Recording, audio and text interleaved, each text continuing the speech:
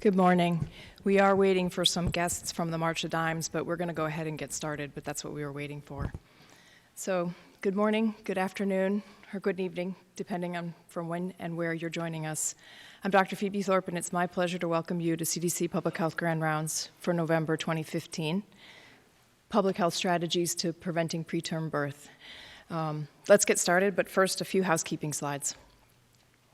Public Health Grand Rounds has continuing education credits available for physicians, nurses, health educators, and others. Please see our website for additional details.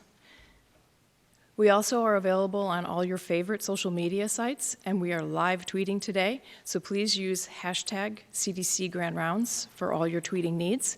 We also are taking questions. You can email them to grandrounds@cdc.gov. Thank you. We also have a featured video segment called Beyond the Data, which is posted shortly after the session. This month's video features Dr. David Lakey. We have partnered with the CDC Public Health Library to feature scientific articles related to preterm birth. The full listing is available at cdc.gov/library/sciclips. Here is a preview of the upcoming Public Health Grand Rounds sessions. Please join us live or on the web at your convenience. And in addition to our outstanding speakers, I'd also like to acknowledge the important contributions of the individuals listed here. Without them, this wouldn't be possible. So thank you. And if they were here, I was going to welcome the March of Dimes people and the Jack and Jill Incorporated visitors. And now for a few words from CDC's Deputy Director, Dr. Ann Schuckett. Well, thanks so much, Phoebe, and good morning, everybody, and welcome to our special visitors and presenters. The Public Health Grand Rounds is timed to the second, so we didn't really factor in security today, and I apologize that our March of Dimes colleagues will be missing at least the beginning. Premature delivery is a big problem, with 1 in 10 births affected and about 350,000 deliveries affected last year. And I've had a personal interest in this really since medical school, when I saw what the devastating effects that very preterm deliveries could have. My interest in this increased in my early work at CDC on groupie streptococcal infections, when we saw that double whammy of infection in newborns and severe prematurity. But facing today's Public Health Grand Rounds, some of the organizers will admit that I was pretty skeptical of this topic. It seemed to me a big problem, but something that I thought there was very little we could do about it. What I learned in the process of working with some of the presenters is that there's been a tremendous set of progress since I last worried about this condition. Like many of our issues, it's really critical that we break it down and take a methodical approach, and today's session will do that and also highlight some of the promising avenues that are now available. How we measure and compare is important and necessary to monitor how we're doing, and you'll see how that's been an important factor in the progress on preterm birth. The healthcare system, which is so important in our work, trying to strengthen that link between public health and healthcare, turns out to be both a problem and a prospect for this condition. In some cases, we're doing too much in the healthcare system in terms of induced deliveries. In other cases, we're doing too little in terms of promising tools that are underutilized, like progesterone. Some of the drivers of the preterm birth problem are really pervasive and very difficult to tackle. The social determinants of health rear their ugly head in this condition, and you'll see how we understand them and try to address them can be very important. But there are some key strategies that involve focus, target setting, working together across organizations and institutions, and fostering engagement. And some of our speakers will spotlight some really exciting best practices and partnerships that are really making a difference right now. As you know, prematurity affects the mother and the baby, can have lifelong consequences for families, for communities and schools, and really for the nation's future. So this is a very important topic. Public health discussion of preterm birth prevention requires taking a comprehensive look, beginning, I think, with healthy skepticism, but leading, I think you'll see, to optimism that through persistence, focused and partnerships, we can make a big difference. So I look forward to today's speakers, and let's get on with it.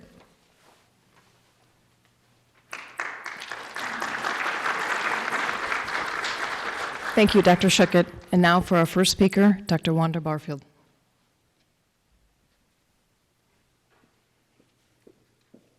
Good morning.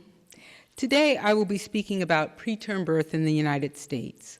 But before I continue, I want to tell you a story of two births.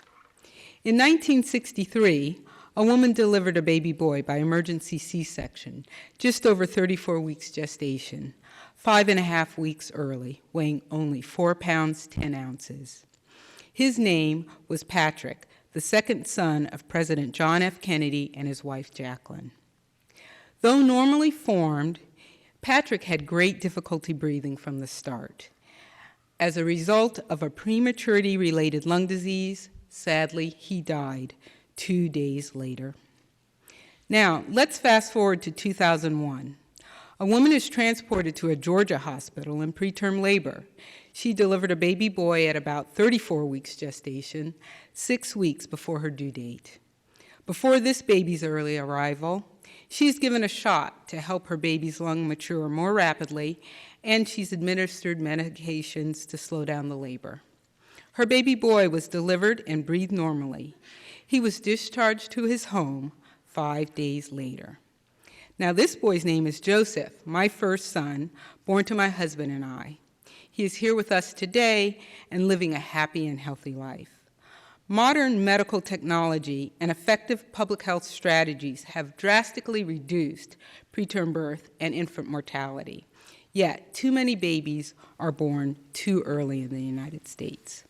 First, note that most pregnancies last around 40 weeks. A preterm birth is at least 3 weeks before a baby's due date. An early preterm birth is at least 6 weeks before. A late preterm birth is between 4 and 6 weeks before. Now, let's look at some important statistics. The societal costs of preterm birth are staggering, as these infants are not only at increased risk of death, but survivors are also at increased risk for respiratory, cardiovascular, gastrointestinal, immunologic, central nervous system, hearing, and vision problems, as well as longer-term motor, cognitive, behavioral, and developmental problems. According to a 2005 estimate, the annual societal burden associated with U.S. preterm birth and its consequences is at least $26.2 billion. In addition, preterm birth disparately affects a number of racial and ethnic groups, further increasing both health and socioeconomic disparities in the U.S. Our efforts for prevention of preterm birth must start much earlier than during pregnancy and prenatal care, because our infant mortality rate is 2 to 3 times higher than that of other developed countries. In fact, we're at the bottom of this ranking of developed countries, despite the fact that we spend more on health care per capita than every other country on this list. Even when we adjust for infants born before 24 weeks gestation, we still rank poorly at 4.2 deaths per 1,000 live births. Our high rate of preterm birth is by far the primary factor driving the high infant mortality rate in the United States. Let me explain why. After the FDA approval of pulmonary surfactant, the nation's overall infant mortality rate declined nearly 35%. Better obstetrical care, better neonatal care, along with greater access to this care, helped to significantly drive down infant mortality rates as well. But around the turn of the millennium, the rate of decline slowed dramatically. What happened? The returns from medical advances such as ventilators, surfactant, and antenatal steroids diminished. They weren't helping our most preterm infants. Mortality rates are consistently higher among preterm births, but there's a massive spike in mortality at the earliest preterm babies, babies that are less than 32 weeks gestation or earlier. Our tiniest babies bear the biggest burden. And the contribution of preterm birth to U.S. infant mortality is incredibly disproportionate. 9.6% of all live births are preterm, yet 67% of infant deaths in the U.S. are to preterm babies. Every year, nearly 350,000 American babies are born too soon. The overall preterm birth rate, based on last normal menses, is shown here at 11.3%.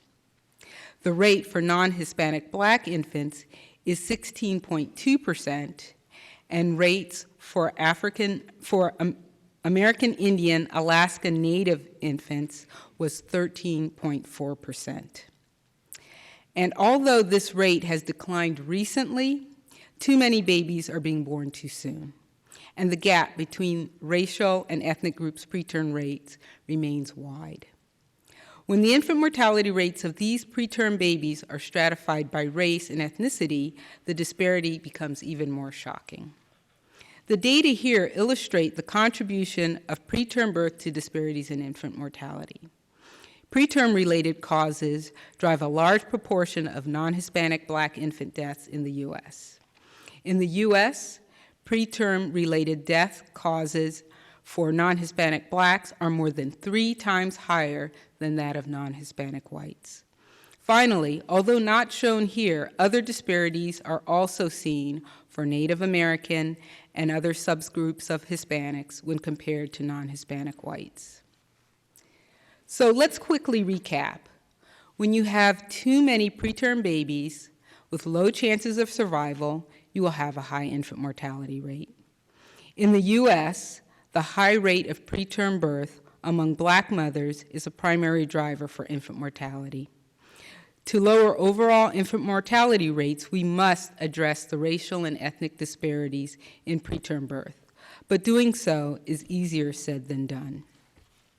Why is it so difficult to prevent preterm birth? Well, it's a complex disorder, the result of social, behavioral, clinical, and biologic risk factors and causes, all of which contribute to a woman's risk of delivering preterm.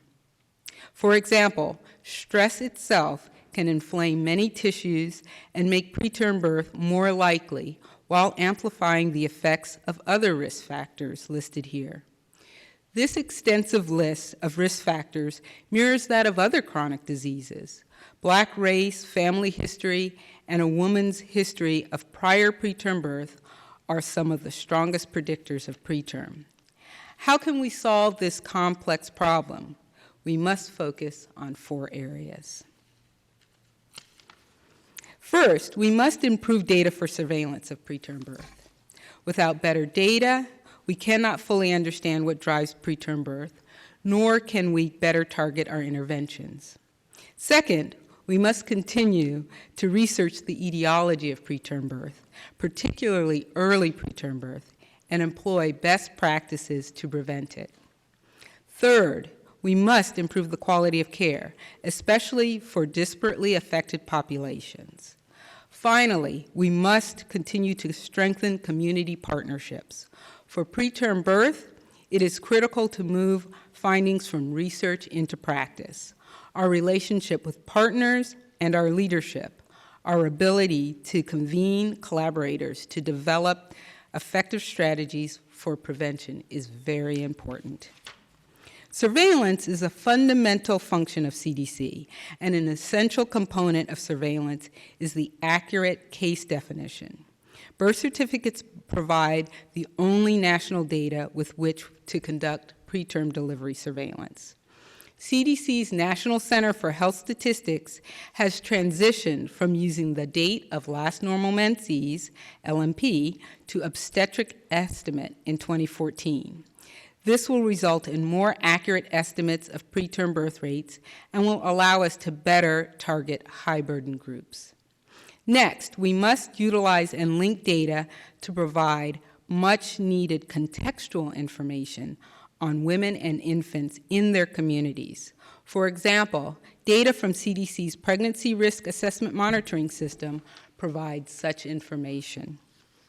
We can also measure and target the social determinants of health that drive racial disparities.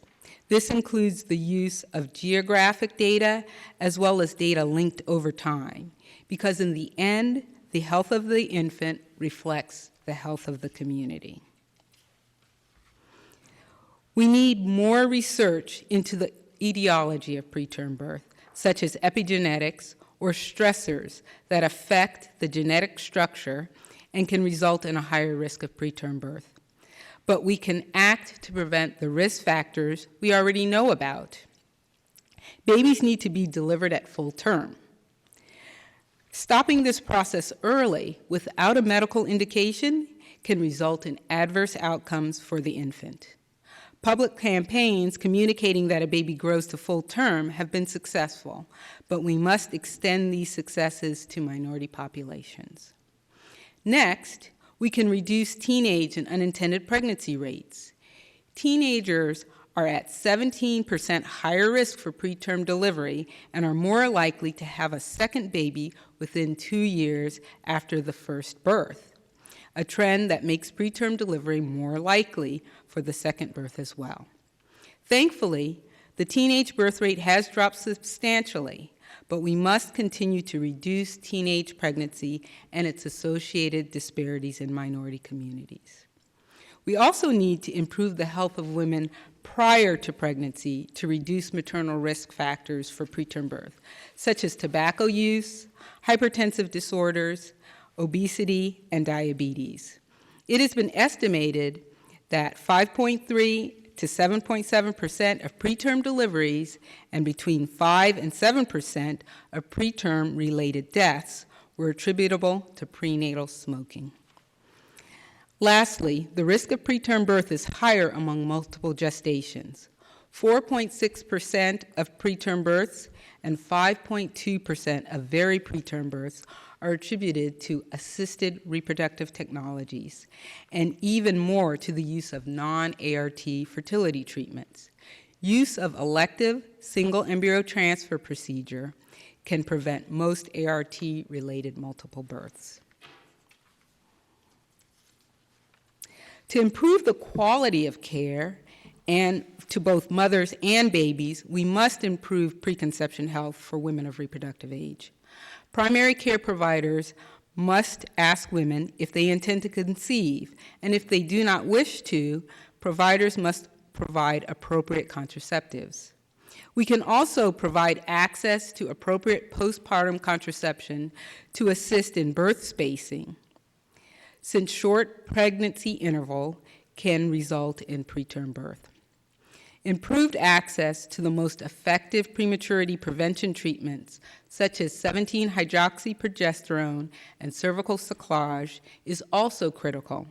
Finally, CDC has worked with organizations like the National Institute of Child Health and Development and March of Dimes to demonstrate the risks associated with preterm birth.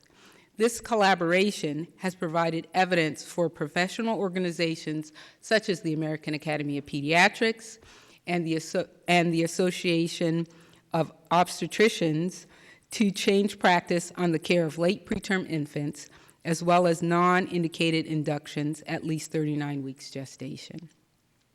The Collaboration on Innovation and Improvement Network, or COIN, and Perinatal Quality Collaboratives, or PQCs, will help improve clinical and public health practice across the United States. In order to strengthen community partnerships, we need to continue to build capacity in communities. CDC is working with the Maternal Child Health Bureau to do this. The MCH EPI program has been very successful in providing technical assistance to states, with MCH capacity reported as one of only 2 state areas with increased capacity by the Council of State and Territorial Epidemiologists.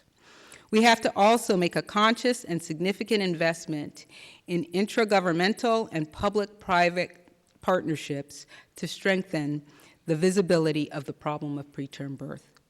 Next, supporting legislation such as the PREME Act, along with policies such as non-reimbursement of elective deliveries, we can prevent preterm births.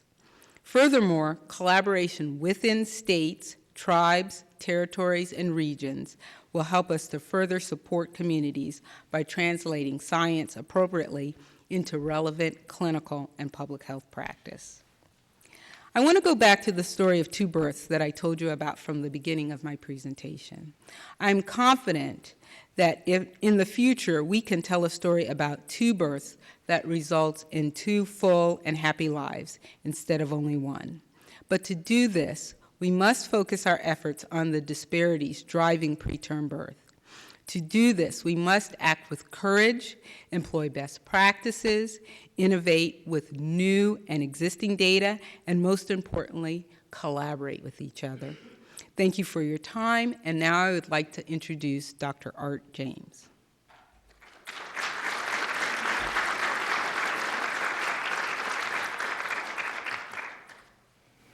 Good morning. Since 1980, the nation's overall infant mortality rate has declined approximately 52%. This includes a plateau from 2000 to 2005, followed by a 13% decline to 5.98 infants per 1,000 live births in 2012 and 5.96 in 2013. However, the national decline in infant mortality has not been equal for everyone. So let's look at a little bit more data. While we've seen encouraging declines in infant mortality in the United States, for Black infants, the mortality rate is twice the rate of white infants. And despite drops in rates for both races, this critical gap has not narrowed. In 2013, Black infants died at 2.2 times the rate of white infants. Higher infant mortality rates are associated with many risk factors, including being uninsured or on Medicaid, smoking, having a high school education or less, or being overweight or obese. Throughout this presentation, we'll discuss some of the social determinants of health that drive these risk factors and how African Americans are disproportionately affected. Regarding the achievement of healthy people goals, for white infants, we met the Healthy People 1990 overall infant mortality rate goal in 1986. But for Black infants, the Healthy People 1990 goal rate of 12, shown with the blue dashed line, was not achieved until 2010. Even though the Healthy People 1990 Black infant mortality rate goal was higher than the overall goal, there was a 24-year gap between achieving these goals for whites and for Blacks. For Healthy People 2000, we achieved the overall infant mortality rate goal of 7 for whites in 1992, again well in advance of the goal date. For Healthy People 2000, infant mortality rate goal for Blacks was 11, and in 2013, we are almost there with an infant mortality rate of 11.2. But there is a 21-year gap between achieving the goals for whites and for Blacks. The Healthy People 2020 infant mortality rate goal for all races is a rate of 6. We achieved that rate for whites in 1997, a full 23 years in advance of the target date. If we don't dramatically improve the pace of improving the Black infant mortality rate, this slide shows us that we will not accomplish this goal for Blacks by 2020. It is also astounding to note that our historical best rate for Black infants of 11.2 was achieved in 2013. Yet it's higher than we've seen for white infants in the last 33 years. If this pace of improving this disparity does not improve, Black babies will have to wait until the year 2046 to experience the same opportunity of surviving the first year of life as white babies in the United States did in 2013. As Dr. Barfield mentioned, preterm birth is the most frequent cause of infant death. In the United States, a high preterm birth rate translates to very poor international rankings in infant mortality. African Americans experience the most disproportionate rates of preterm birth. To turn the tide in infant mortality, we have to tackle preterm birth, which will mean getting to the root of high preterm birth rates amongst African Americans. Research shows us that race and ethnicity alone cannot account for the inequities in health. Genetics alone, as it relates to race, has not been shown to account for any differences in prematurity. So while a woman cannot change her race or indeed her genetics in general, the public health officials and community leaders can focus attention on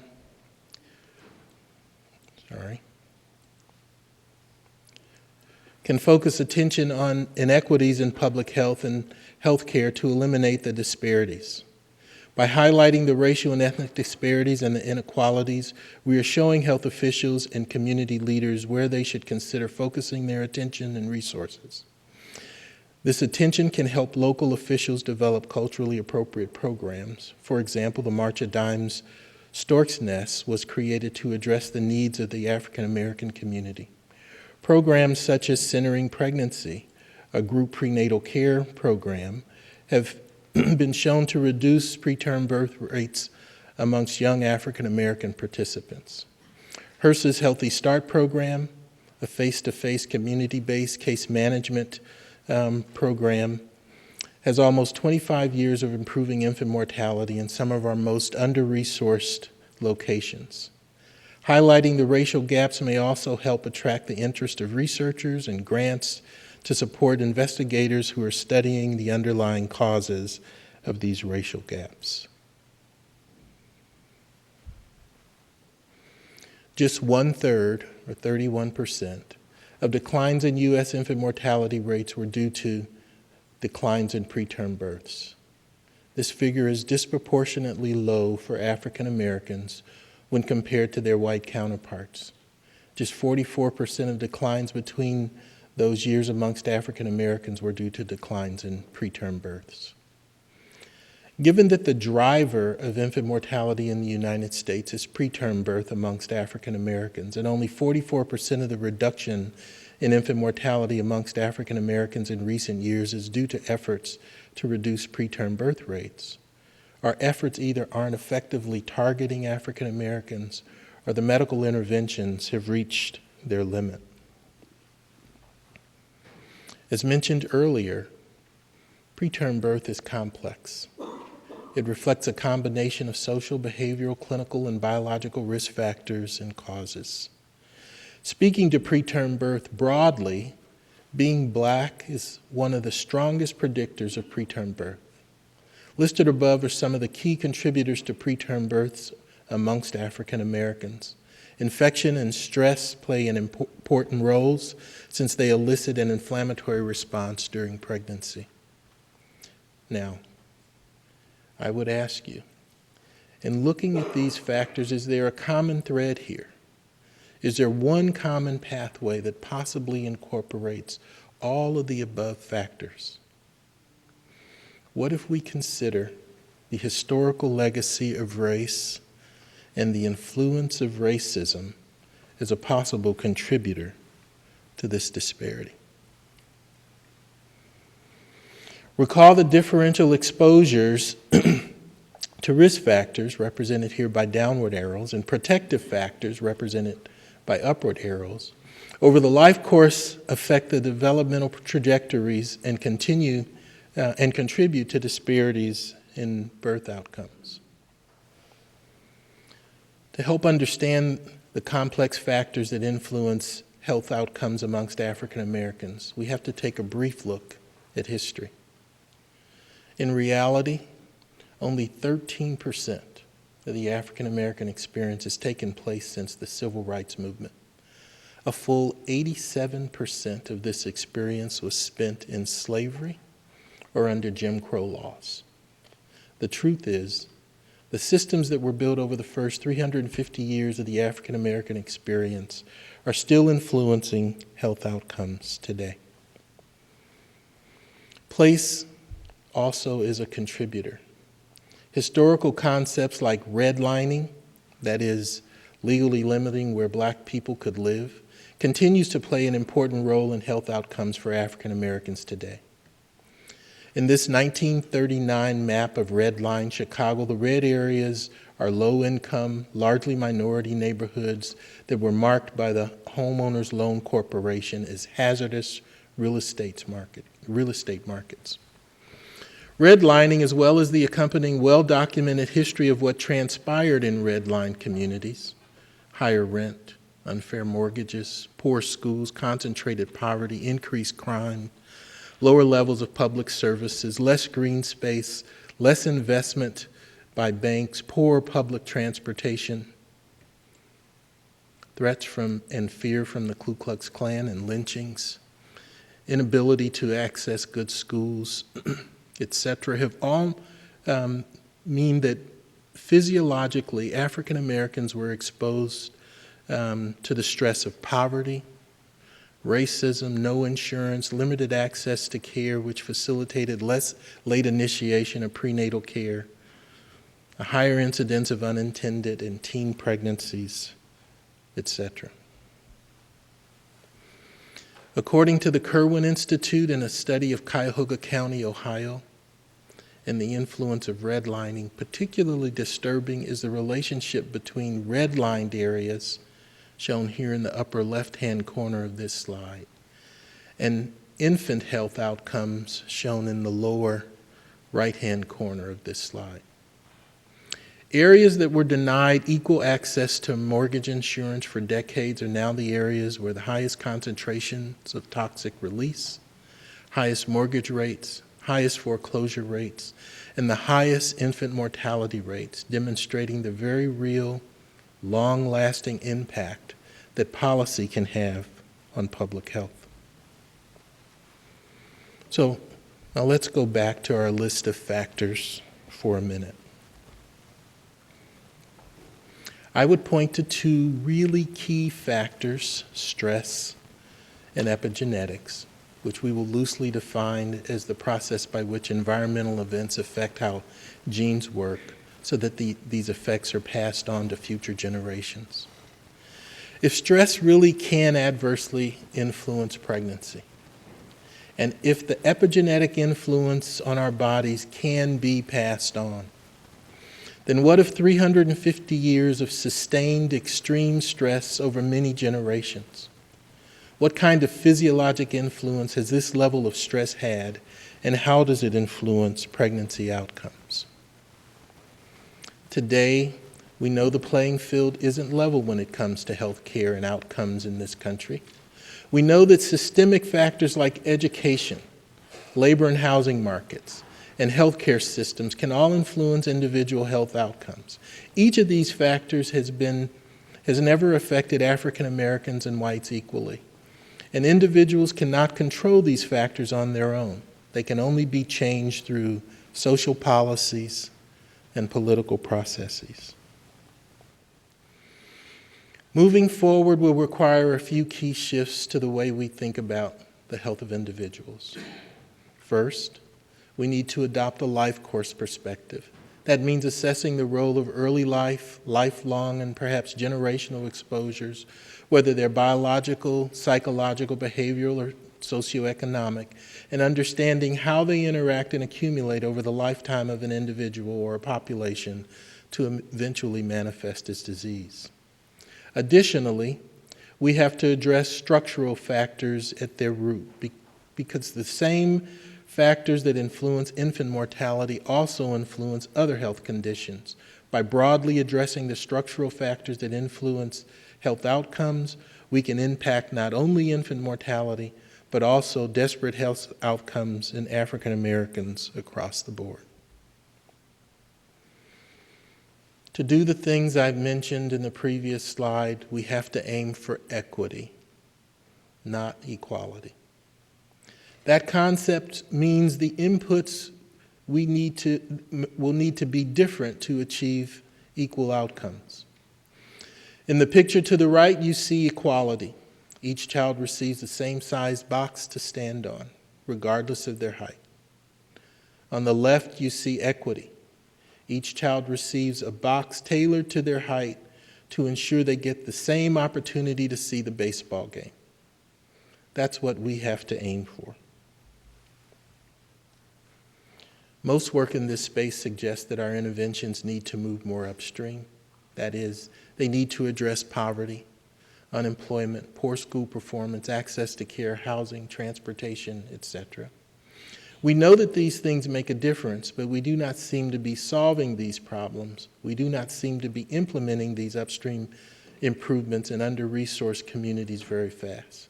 As a matter of fact, most recent data suggests that the gap between the top 1% and the rest of us is actually increasing, and that the socioeconomic status of the poor is getting worse. If we know that scarcity and the social determinants of health makes the outcomes we are interested in improving worse, then where are the interventions for this segment of our population? This is our challenge moving forward. Incorporate social determinants of health concepts along with clinical interventions. Ensure that these interventions reach those who need them the most and are provided in proportion to the deficits they face. And we have to do it all without compromising the progress we are making amongst white infants. Clearly, more research is necessary to validate the physiologic influence of stress and the mechanisms by which its influence is passed on to subsequent generations. In the interim, this slide is just a reminder that the overarching goals for Healthy People 2020 are for us to focus to eliminate preventable disease, disability, injury, and premature death, to achieve health equity, eliminate disparities, and improve the health of all groups, create social and physical environments that promote good health for all, and promote healthy development and healthy behaviors across every life stage. And now I'd like to introduce Dr. Henderson.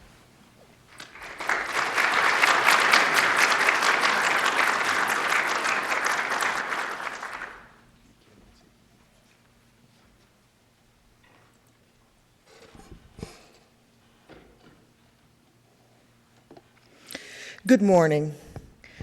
During this presentation, I will discuss CDC support of state-based perinatal quality improvement efforts to reduce preterm birth and improve neonatal outcomes.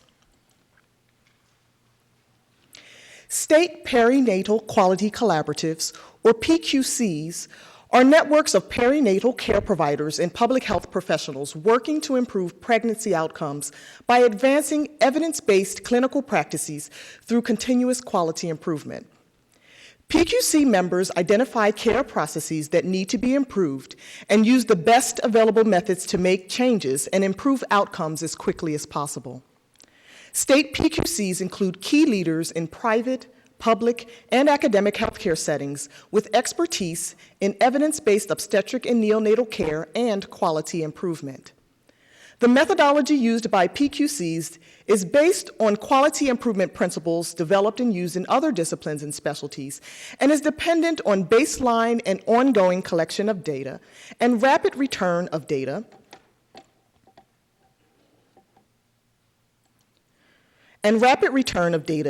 to member facilities to meet objectives to improve care.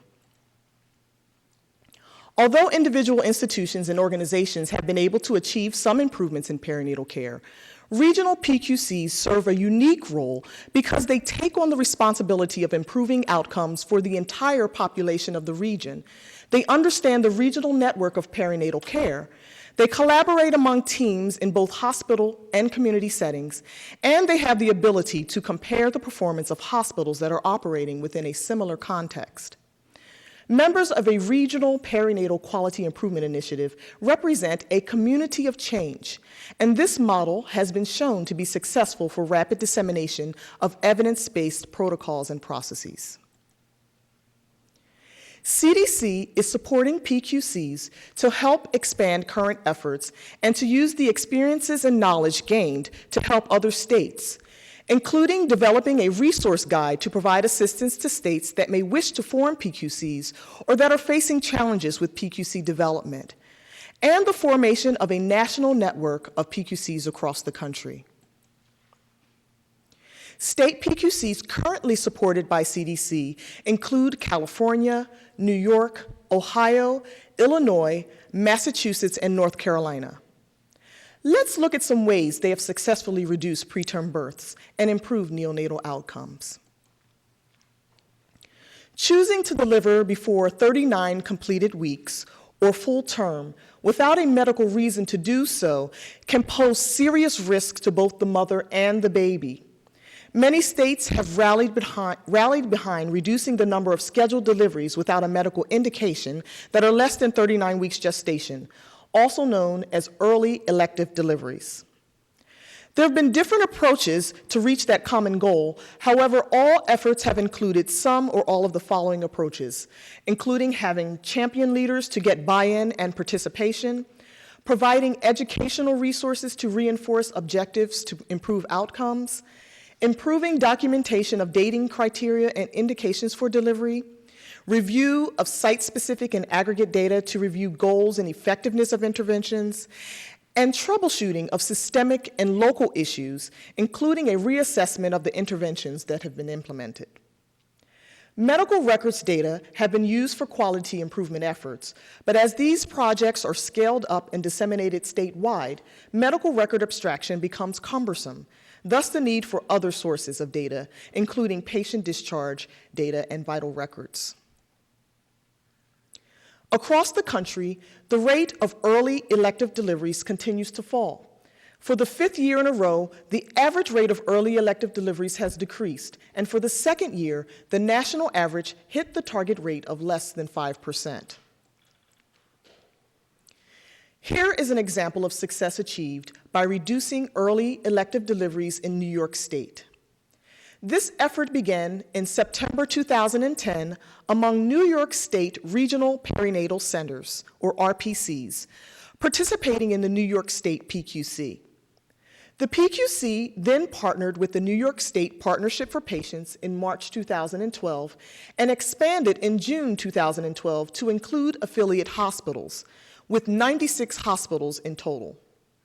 In this graph, you can see that they were able to achieve significant declines in scheduled deliveries between 36 weeks and 36 weeks and 6 days without a medical indication at all of their participating sites, including the regional perinatal centers and affiliate hospitals. Success in reducing early elective deliveries has been achieved in all of the CDC-supported PQCs, which have all met or exceeded the target rate of 5%. I will now discuss another strategy used by PQCs to reduce preterm births. Preterm birth is the #1 cause of newborn death in Ohio. Progesterone is an evidence-based therapy shown to reduce preterm birth by more than 30% in women with prior preterm birth and/or a short cervical length. The Ohio Perinatal Quality Collaborative, or OPQC, is currently testing strategies implementing this intervention with 24 obstetric practices in outpatient clinics. Successful strategies will then be disseminated to other obstetric practices in Ohio. The aim of the Ohio Progesterone Project is to reduce the rate of preterm births in Ohio by increasing the screening, identification, and treatment of pregnant women at risk for preterm birth who will benefit from progesterone therapy. In 2012, 2 sets of guidelines were published regarding the use of progesterone for the prevention of preterm birth. One by the Society of Maternal Fetal Medicine, or SMFM, and another from the American College of Obstetricians and Gynecologists, or ACOG.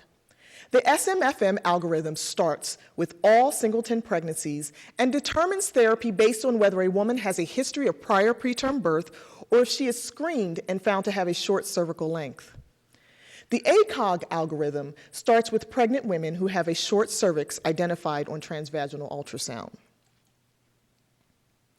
The Ohio PQC uses a merged protocol that starts with all patients at the first prenatal visit. It includes universal screening or selected screening for short cervix based on risk factors, and determines therapy based on either a history of prior spontaneous preterm birth or short cervix identified on transvaginal ultrasound. They do not recommend one protocol over others, but promote the importance of prenatal care providers choosing one of the approved protocols to screen all women entering prenatal care for risk of preterm birth. A key part of their efforts was the development of various informational brochures to educate patients and providers about preterm birth, infant mortality, cervical length measurement, and how progesterone can help prevent an early delivery. Let's look at some of the preliminary results from this project. These are run charts depicting the percentage of preterm births in Ohio using birth registry data for each month starting from January 2012 through August 2015 in women with a history of prior spontaneous preterm birth. The Progesterone project began in January 2014, as indicated by the vertical light blue lines. The run charts on top are for sites participating in the OPQC project, and the run charts on the bottom are for all Ohio maternity hospitals. Preterm births less than 37 weeks are on the left, and less than 32 weeks on the right. The solid red line in each graph represents the median rate.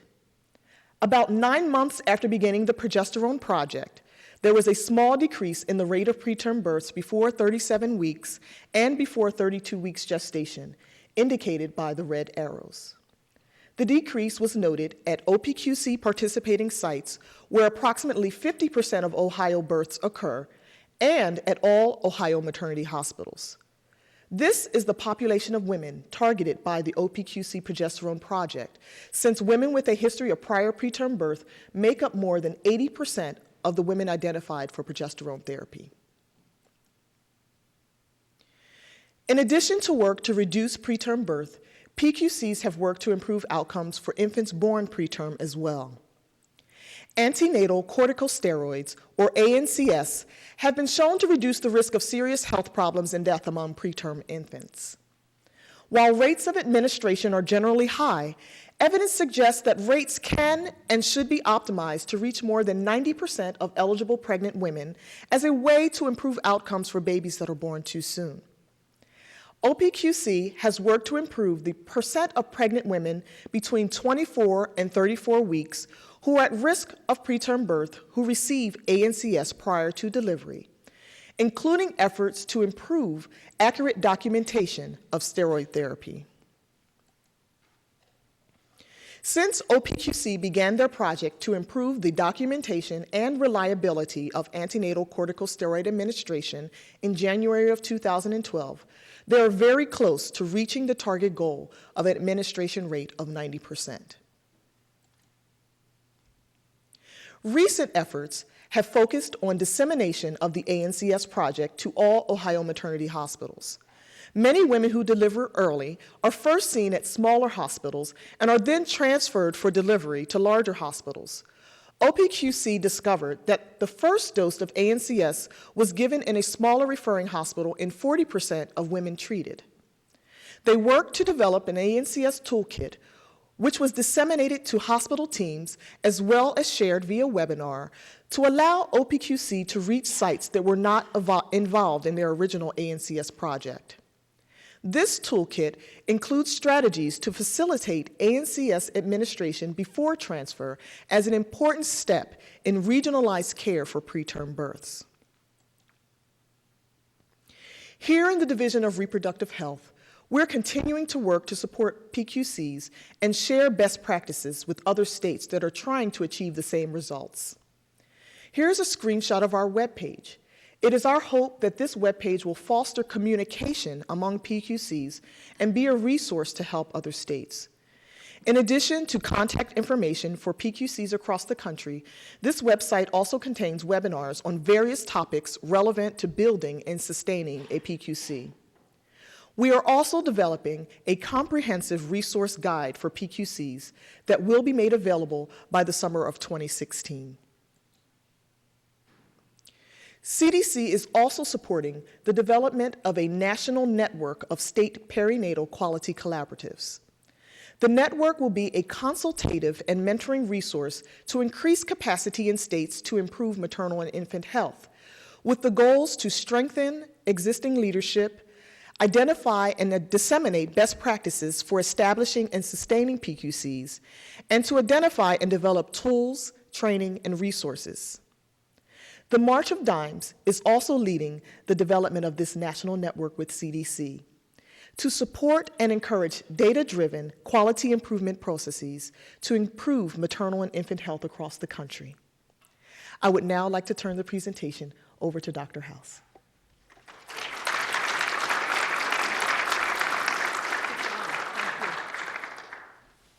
Good morning, everyone.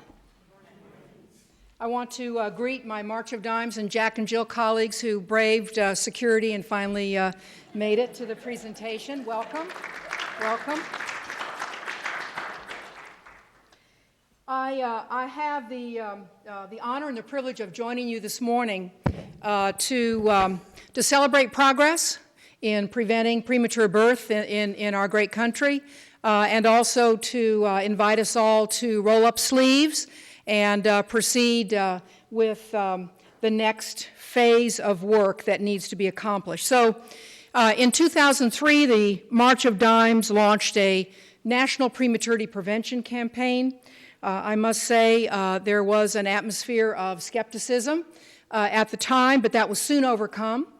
The two goals of the campaign were first to raise public awareness about the problem of premature birth and to demonstrate that this problem was common, costly, and very serious in terms of health consequences. And secondly, to seek and find and bundle interventions that could reduce the rate of preterm birth in our country to 9.6% by 2020. That was the goal that was set in 2003. Now, the essential first step was to identify public-private partners to get the job done. We have always appreciated the collaboration with our federal partners at CDC and HRSA and NICHD. And in the early stage of the campaign, we also recruited partners who have remained with us for the duration of the campaign: pediatricians, the obstetricians, the maternal and child health state professionals, the state health officers and territorial officers, the Association of Women's Obstetric Health and Neonatal Nurses, and also the Association of City and County Health Officials. In addition, we recruited and support 42 Alliance members. Now, to fast forward from 2003 to the present time, we have reached our 2020 goal of 9.6% for two reasons. First of all, there are absolutely fewer preterm babies being born in the U.S. today since the peak year of 2006. 231,000 fewer preterm births in the U.S. Secondly, we got a boost, due to a technical change in the definition of preterm birth by CDC's National Center for Health Statistics. But the drop in premature birth is roughly made up of about half, 50-50 of each of those factors. Now, progress is not victory. We need to celebrate, but it's not victory. Because despite our improvements, the rates of preterm birth in the United States, as you saw earlier from Dr. Barfield's slides, we still rank very, very, very poorly amongst the developed countries of the world. When it became apparent, due to these, to the absolute reduction, to the technical change, to our March of Dimes, to our partners, to our board, we over the summer reset the goals, the 2020 goals. We set a goal of 8% for 2020, with all this with the full support of our National Board of Trustees. We also set a goal of 5.5% or better by 2030 in order to be in sync with the United Nations new Sustainable Development Goals. We reset the 2015 annual report card to this 8.1% goal, and very, very importantly, we established a new focus on high volume, high burden areas and populations in the report card and in the roadmap that we prepared to achieve goals. And I'll come back to this focus on high volume, high burden areas, but it's really been the sum and substance of all the presentations that you've heard so far. It is really about how do we achieve equity. So how do we reach the goals? We need obviously to continue existing interventions. Those have led to modest but very, very important success. We need to continue those activities in all states and in the district. But it's very important now, as you've heard from previous presentations, that we really accelerate change in 16 high-burden areas, and particularly that we target geographies and racial and ethnic groups with high rates of preterm birth and high birth volume. So what is this roadmap? Well, it targets 15 states and Puerto Rico. It's divided into 2 phases. Phase 1 are the states and territories with the highest preterm birth rates. So there's 5 states and 1 territory, Alabama, Louisiana, Mississippi, and Puerto Rico, that have the highest rates in the country, really the epicenter of preterm birth burden, and Florida and Texas, which are the most populous high-rate states. So we're going to be inviting health leadership, state and local health leadership in these areas over the next year and a half to really step forward and get involved in supporting progress for the roadmap. Phase 2 are the additional states with large burden of births. These are states with over 100,000 births a year: California, Georgia, Illinois, Michigan, New Jersey, New York, North Carolina, Ohio, Pennsylvania, and Virginia. The roadmap consists of the development of tools and bundling around 8 evidence-based interventions that have been demonstrated to lower risk and therefore to lower rates of premature birth. They are very familiar to each and every one of you in this room and across the country: birth spacing and interconception care, smoking cessation, group prenatal care, reducing multiple births conceived through ART, low-dose aspirin to prevent preeclampsia, elimination of non-medically indicated early elective deliveries before 39 weeks of completed gestation. We are almost there, America. Let us stay on the track with this. Access to progesterone shots for women with previous preterm and vaginal progesterone and cerclage for short cervix. Each of these interventions has a lot of unrealized potential. They are more applicable in some areas than in other areas, so really the job of the roadmap is to match up the interventions in the right bundles, in the right intensity, in the high burden areas. We need to continue to engage our current and new stakeholders to increase awareness of disparities and these evidence-based practices so that we can link the two. This is the 2015 Premature Birth Report Card, which was issued November's Prematurity Awareness Month, so we issued this with our partners the first week of November. If you are a blue or purple state, keep up the good work. If you are yellow or orange or red, we need to work together even harder to bring our nation forward. We need also to continue to engage stakeholders in quality improvement, evidence and practice. You heard a wonderful presentation from Dr. Henderson about the PQCs, and their potential has still much to be realized, but this is really the right direction. Many of us in this room will be traveling to Washington today to participate in the 3rd National March of Dimes Prematurity Prevention Conference.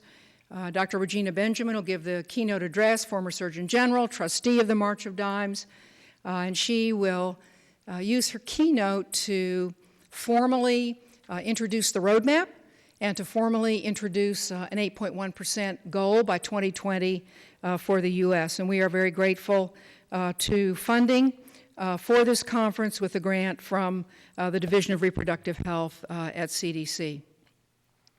So we must continue doing what we're doing. We've got to scale up interventions. We've got to bundle interventions. We have to focus on the high volume, high burden areas. But there's one more thing that we need to do.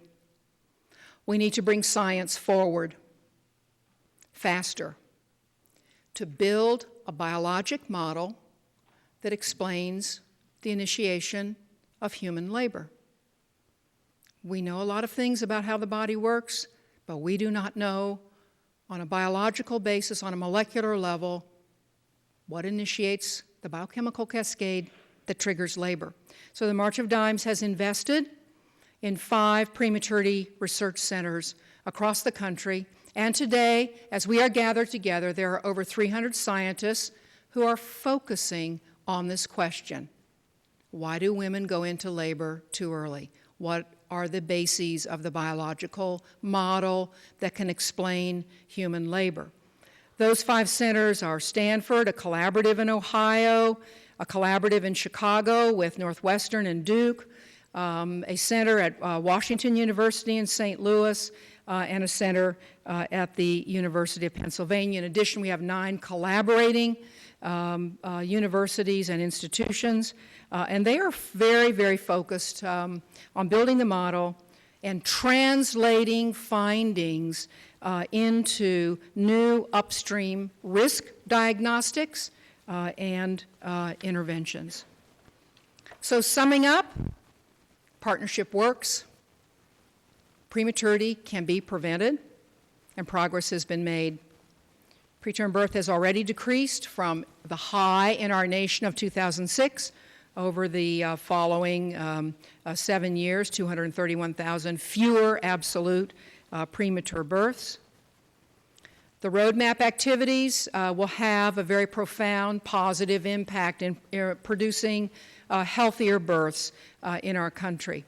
10,000 fewer babies will be born preterm when our 8.1% goal is met in 2020, and 1.1 million fewer babies born preterm when we meet the 5.5% goal in 2030, and cumulatively from today, 1.3 million fewer babies born preterm. Next steps: activating the roadmap in these 16 high-burden, high-volume states, and continuing to work together to focus on prematurity prevention. For those of you who love charts and graphs, here is a summary of our course since 1981 as a nation in premature births. We had a 25% increase from 1981 to 2006. From 2006 to 2013, we had a drop of 14%, and the goal of 8.1% will allow a 15% drop when we are successful. With your help, we can achieve these goals. Everyone has a role to play, and together we will be successful. Thank you very much.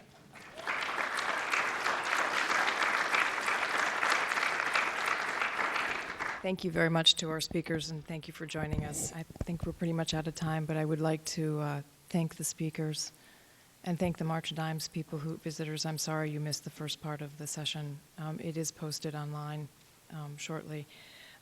And I'm also sorry that we didn't have enough time for the questions. You can send the questions to the Grand Rounds mailbox, and all your questions will be answered. Thank you again for joining us, and we'll see you next month.